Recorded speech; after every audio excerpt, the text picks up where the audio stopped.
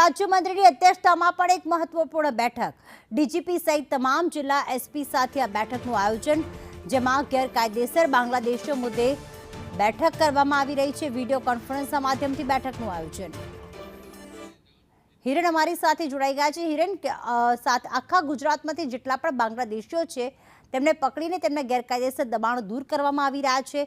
એની વચ્ચે આ મહત્વની બેઠકમાં શું ચર્ચા કરાશે?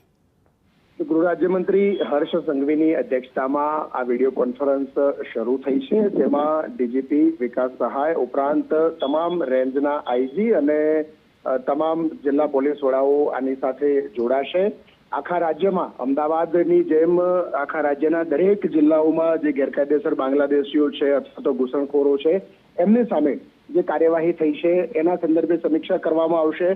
હજુ જે લોકો ગેરકાયદેસર છે એના સામે પણ વધુ તવાઈ અને ડિમોલેશનની પ્રક્રિયા જે છે એ તમામ બાબતો પર સમીક્ષા કરવામાં આવશે।